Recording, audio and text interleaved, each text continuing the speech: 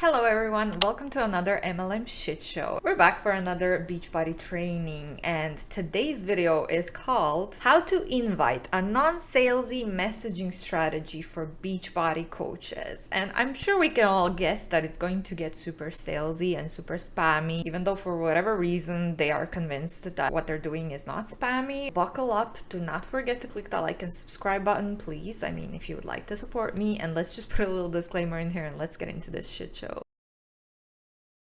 Let's just get into it without further ado. I don't have anything to rant about today. Jumping on the magical art of messaging.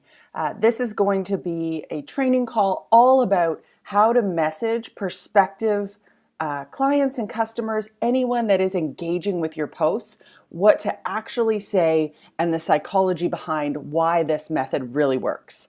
So my name is Ashley Shaw, and I have been presenting and training for the last 14 years. My career really started, I was selling for a multi-level marketing company. I was selling knives, $1,200 knife sets, and that's really where a lot of my skills I learned in the very... Is that Cutco? Because I was just listening to Deanna's horror stories. MLM that sells knives is most likely Cutco, right? Or is there any other MLMs that sells knives? Very beginning. It was definitely a really interesting way to learn how to sell through network marketing and social selling, and it really solidified for me that I loved sales. So that's really where my career in sales started, and then in the last 14 years I worked in the fitness and sales industry, and I've done over 500 presentations live and online, as well as I've taught over 1 million students, and 14 years is the age that I had my first company as a Hello Kitty business owner. So what I do now is I help eliminate the marketing overwhelm for social sellers. I work with companies such as Beachbody, companies like Bellamy, and I really help create done-for-you training resources to help you get the most out of your social selling experience and really help eliminate that marketing overwhelm that can come from running your own business. So that is a little bit about what I do, and I help eliminate the overwhelm in your marketing efforts so you can focus on the stuff that you really like. And today we're really going to hone in and focus on how to get people to interact with you when they are engaging with your posts, and exactly what to say to convert that person into a sale. Convert that person into a sale. Wow, interesting choice of words. I'm guessing that it's gonna be the typical talk about your why, post more personalized content so that they connect to you as a person and not to your Beachbody biz, stuff like that, the usual. Let's see if I guessed it. So when you first got into this business, I'm assuming a lot of us, we think it's going to be pretty easy. Like, we don't usually foresee a ton of, down times or ebbs and flows. And I think it's really important when it comes to sales to always understand that there is a sales cycle. And there are going to be certain months that you're swimming with the current and certain months that you aren't, where messaging is so important. Like, some months you won't have to do as much because people will be coming to you. It'll be a natural time of the year when people are really concerned about their skin and how they look. Whereas other times of the year, you're going to have to be more proactive and you're going to have to reach out more. So it's not that we can control the way that the currents are, the way that the tide is. But what we do control is how we adjust our sales. And I think it's really important, if we sort of use that analogy, to think about we have control over a lot of things. It's important to focus on those things versus the things that you don't have control over.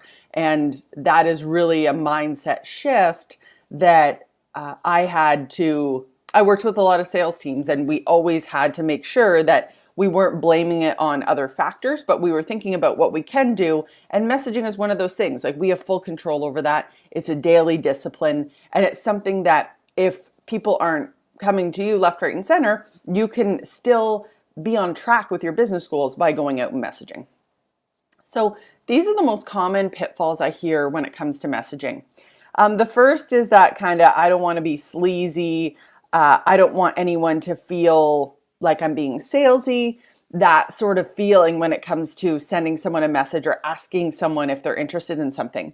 So when it comes to inviting and messaging, you don't want your approach to come off in the wrong spot, right? You don't want people. Okay, but let me just say before she even goes further into this, if you are in an MLM and you're trying to cold message, aka you're messaging people who you don't know, you don't follow, or you just freshly followed, strangers on the internet, whatever kind of DM you send to them, it's probably going to be sleazy. If they see Beachbody or those little linky things that you put into your bio, because they probably will, before they answer to your message, they're probably going to take a look at your profile, see what you're about, what you want, you know, especially nowadays when all we get is cold messages from MLM huns and we don't want to waste time responding to them. As soon as they see that you're in an MLM, they're going to know that you are being sleazy and you do want whatever the hell you type to them. They know that your ultimate goal is to recruit them into Beachbody or any other MLM that you are in. So I can bet whatever she's about to say is bullshit, in my opinion. I didn't even hear it yet. Let's just keep going. I'm gonna try not to interrupt for too much. People to feel like you're being slimy or anything like that. And I think when it comes to how the conversation starts, it's really about our intention. Instead of starting off with a really cold intention or a cold message that you send to everyone, it's really important to start with a warm connection. So I'm going to talk a little bit more about that. The next is confidence. I don't know what to say or have confidence in how to approach someone. So confidence always comes from past performance. Like if you think about anything that you're great at or you feel really good about, it's probably because you've done it in the past and you know you're going to get good results. So if you've never had success with messaging before, it's really hard in the beginning to feel like I'm going to be great at this. And it really comes down to having to just put yourself out there, because the more that you do it, the more things you test and try, the more success that you're going to find. And it's really not personal. If someone says no, it means not right now. It's not about you at all. Like it has nothing to do with you.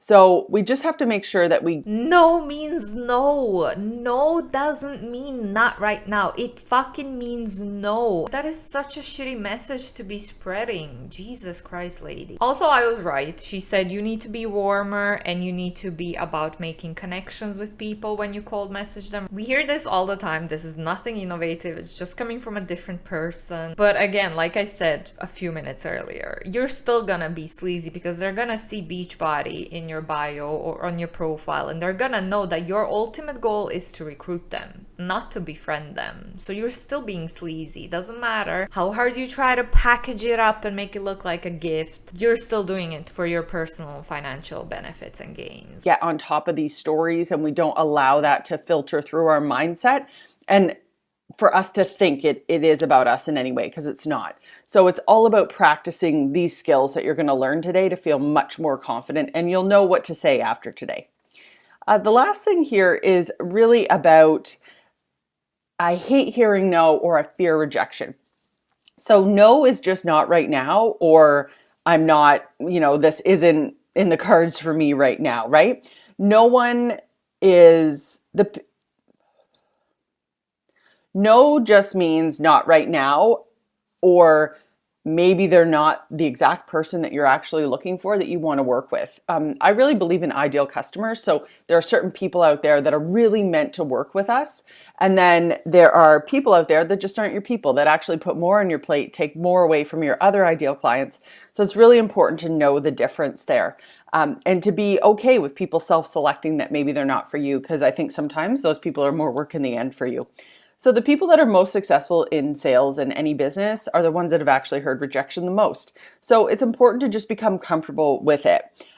It's just one step in finding your people, and some people will self-select and not be your people. So just change your definition of no. It just means not right now, and it's not about you in any way. Nope, it's not personal, but no means no. No doesn't mean not right now. Please don't think that no means not right now, and stop bothering and spamming people. No means no. This is such shitty advice, in my opinion. So this can be hard to balance, all of these things I've just talked about, because messaging and inviting is really what is the difference between allowing your business to just grow on its own versus really being able to put the steps into place to have it really grow quickly. There is a way to really fall in love with the process. And I want to help you guys understand today that it's really about the daily discipline and letting go of the end result. So it doesn't matter. I wanted to let that go, but she just said the quiet part out loud. She just said, okay, you can just sell, sure, but if you really want to grow your biz, your Beachbody biz, you really need to start recruiting like crazy. Thank you. Thank you. That's what we've all been trying to say for years now. Actually, what people say when you message them. It really is about fine-tuning your process, getting really comfortable with testing different things, like how you approach people. And it's about knowing, okay, this is my goal for the year, this is my goal for the month, this is my, goal that I'm working towards. I need to send this many messages today, and I've done that today. That is like a perfect day for me. It's not about how the person responds. It's about committing to that daily discipline of, I need to do this many messages, and I've done that. So that's really what we want to do, is detach from the end result. And it's about the daily discipline of saying what you're going to do and actually doing it. So when I've done surveys for different social sellers I work with, like trying to figure out, okay, what's really working in their business, 99% of the time, the customers that I ask them, oh, why'd you choose to work with this person? They always say, well, no one else messaged me. So it's really, really an important part of social selling and people choosing you when you reach out. So the moment of truth is, if you want results like never before, you have to really be willing to look at inviting and messaging like never before. And that can suck sometimes because maybe you're thinking, oh, like I don't like it. And I know you're trying to tell me that it's okay, but I really don't like it. And I think that we've got to, today, you're going to learn some different things that's going to make messaging and inviting so very different for you. So being salesy really comes from the intention of trying to sell something. And you are actually selling nothing. Everything that you're doing is free. You're offering advice, you're educating people. Everything you're doing is free. You're the expert and you're providing value, and you aren't selling anything. You're guiding people. Being a Beachbody coach without any other certification doesn't make you a fucking expert. And just the fact that this is what this lady is telling these people is really concerning. But again, unfortunately, nothing that we haven't seen before, but also quite infuriating. Okay, if you're a Beachbody coach, you're giving out unsolicited advice. You're not an expert. Also, people recruiting, like you recruiting people and people joining you, it's not free. They still have to pay for Beachbody, for Shakeology. It takes a lot of money and time. So again, the fact that she said this is all free, yeah, maybe your unsolicited advice on social media is free, but if you actually recruit these people into Beachbody, that's not free. Far from free. Well, I'm surprised I managed to say that from a first try. Far from free. And that's how I really want you to think about this process, is it's not about selling at all. So the good news is, after today, you'll never invite or message the same way again. So really the best way to overcome something is definitely to go through it. The more that you practice something, the easier it becomes. And this training was really made to help you feel less queasy, not sleazy, and way more easy about inviting and messaging. So we're going to jump right into the training here. So there are 5 steps to a non-salesy invite. I'm going to go through a quick summary, and then I will also go through each of these steps individually. So step number 1 here is to choose your mantra. Step 2, build commonalities. Step 3, define your goals and time frame. Step 4 is to provide solutions. And step 5 is to ask for the commitment. So step 1 here, choose your mantra. So what this is all about is really deciding how you are going to get yourself in the zone every day. This is before any sales activities happen for the day. This is really important. It's important to remember our why we do what we do and what we're driving towards. It makes it a lot easier to do the tough stuff when you know why you're doing it. If you know that one of your goals this year is to take your family on a vacation, I guarantee you, you're not going to have trouble sending those messages. After you think about that, you consider your vision board, what you're working towards, and then you go to it. So this is just a quick little video here I wanted to share with you guys. It's called Jessica's Daily Affirmation, and it just shows us really how easy and, like fun this process really can be.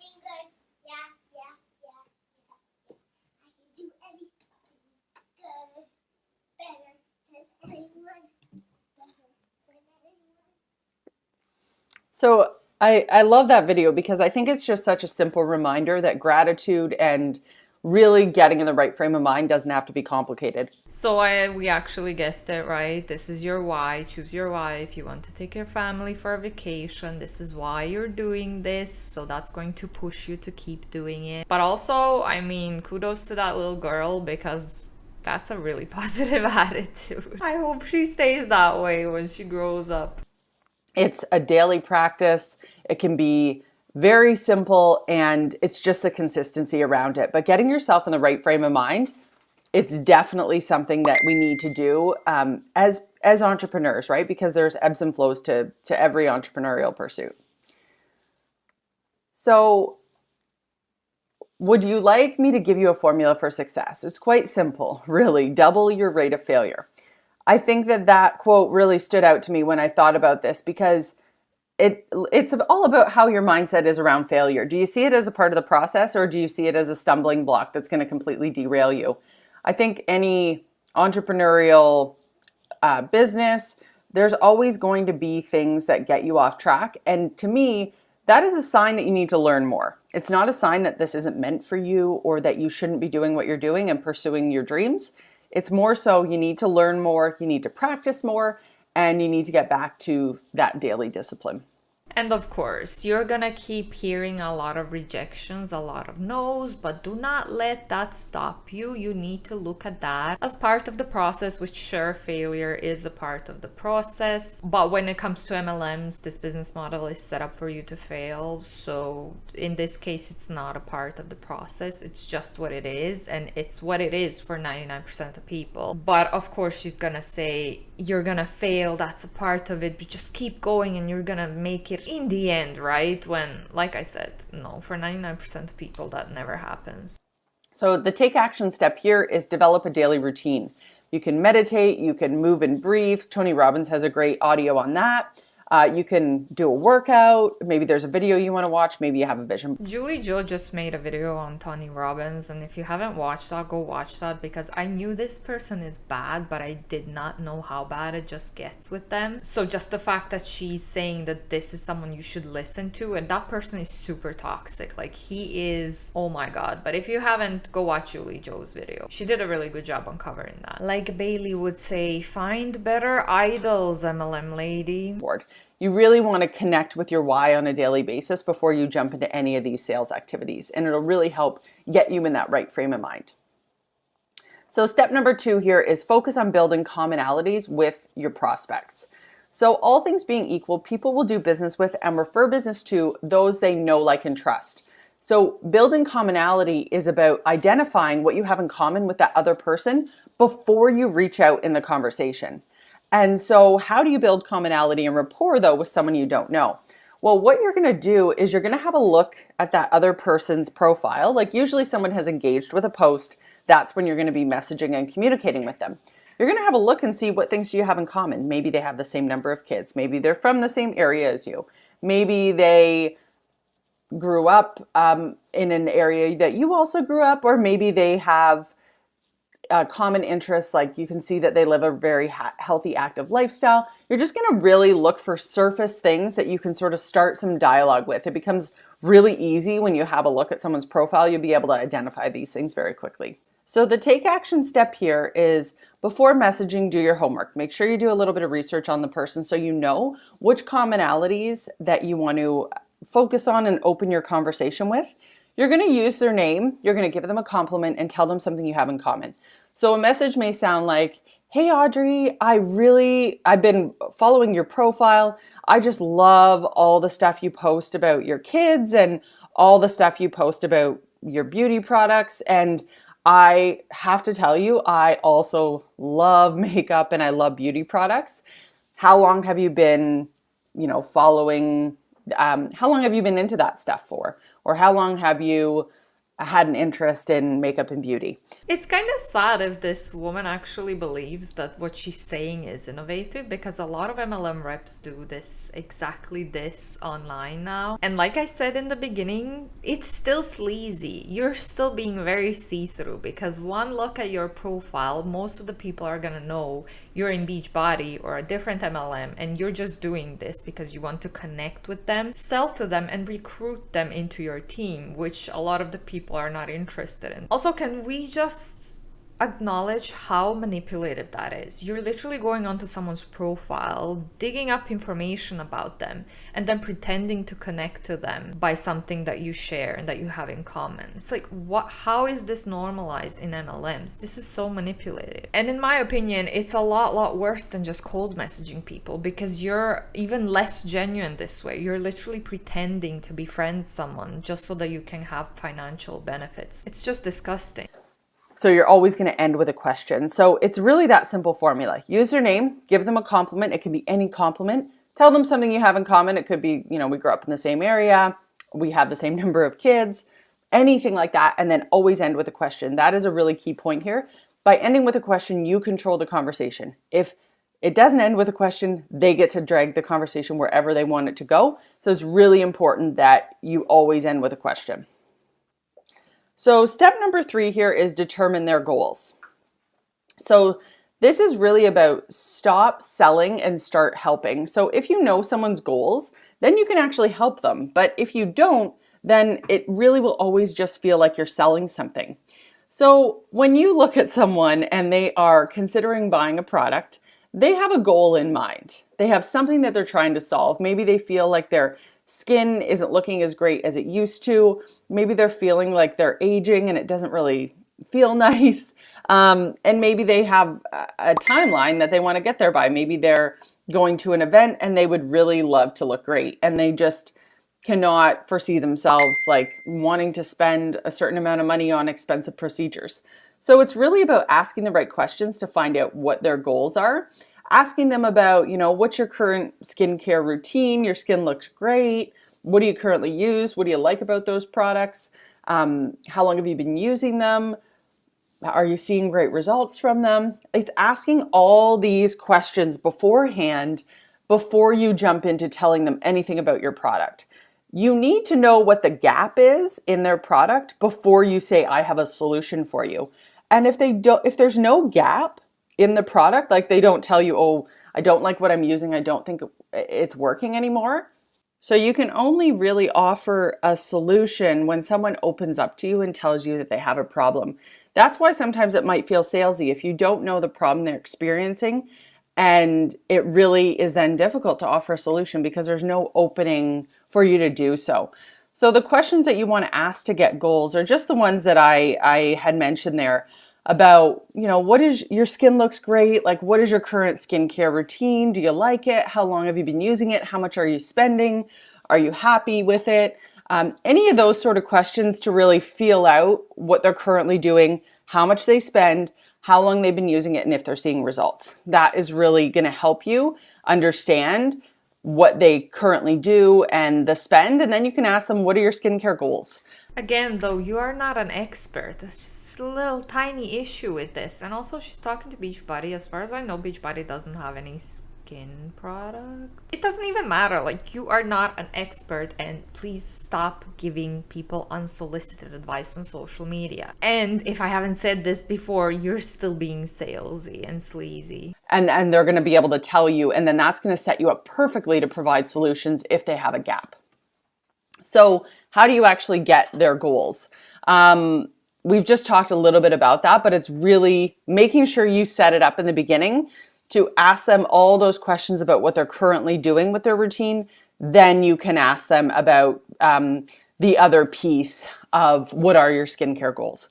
So ask them about their skincare goals and when they want to see them by. If there's an event coming up or something like that, they may just point to that naturally, so you can wait for that to come out. Be open to alternative measures. Maybe you want to send them a video or audio. Where do you perform best? I sometimes like audio because people have to listen to the message. They can't just scan a message. So I really like audio. And don't rapid fire questions. It has to be conversational. It has to go back and forth. It shouldn't just be like, How long have you been using the skincare products? Are you seeing results? What do they cost? Like, it should be a back and forth dialogue. So step number 4, provide solutions using exactly what they've told you. So no matter how knowledgeable and enthusiastic you are, if you do not solve the problem, you won't satisfy the customer. So that's why it's really important to understand what the problem is, because when you provide a solution, that is how you're going to be able to reframe it for them. So you're going to use their words and their verbiage. And you're going to say to them, oh, so if you understand their goals are to hydrate and to have that sort of youthful glow, that's something that they've lost, then you can say, oh, I have an amazing product. I really love it. And what it does is it actually adds hydration to the skin. It goes down this many layers. So it really works well, and you'll see results within, this many days. So you're able to sort of take what they've told you and then reframe it in the solution for them. So really, when it comes to the end of the day, anyone that is in the market for buying something is trying to solve a problem. And it's really up to us to make sure we understand that problem. And then what we're providing them with is the solution to exactly what they told us that they're looking for. So the take action step here is use their language and verbiage. This builds rapport and confirmation of understanding. When you use someone else's words, it helps build rapport and helps them understand that you've been listening. Repeat their goals and the benefits that they told you that they're looking for. Step number 5 is to ask for the commitment. And what happens is 60% of people actually don't take this step, which is the most important step. You've already done the first 4. It's really important to now ask for the commitment, ask for the sale. And you've got to take that leap. It's a leap of faith, and it's not that scary if you do something called the option close. This is one of my favorite things to do, where you can ask them, which option is better for you? Do you want to get started with these 2 products? Or I would actually always start option 1 with the more expensive, or this one. So do you want to get started with the whole set, or did you want to just start with those two products we talked about? So it's really about always providing them an option so that person doesn't feel like they're trapped. So with this step, the option close, which one is better for you, this one or this one? A should always be the more expensive one. Make sure you have a soft option close as well. So if they say no, you always have to ask which one first, which one is better for you, this one or this one. The soft option close is if they say no, I think I'm going to wait. You want to do something that really helps them feel like that's not a big deal. So it's about saying, oh, I completely understand. I always like to try things before I buy them too, and just see some results from it. So what I would love to do is send you some samples, and then you can take a before picture and an after picture so you can start to see the difference. Sometimes it's hard for people to understand if something's working, and really having, I think, that photo, because we know the product gets such great results. It's the same as before and afters with fitness, right? Like when someone doesn't, we watch the scale and we're really hoping that it's changing, but your body can be changing without really, the scale changing. So it's the same thing with skincare. You really want to make sure that they have that starting point of where they were, because even if it's small changes, then like with a sample, you're going to see small changes. So it's really important that you tell them to do that and then you follow up. What?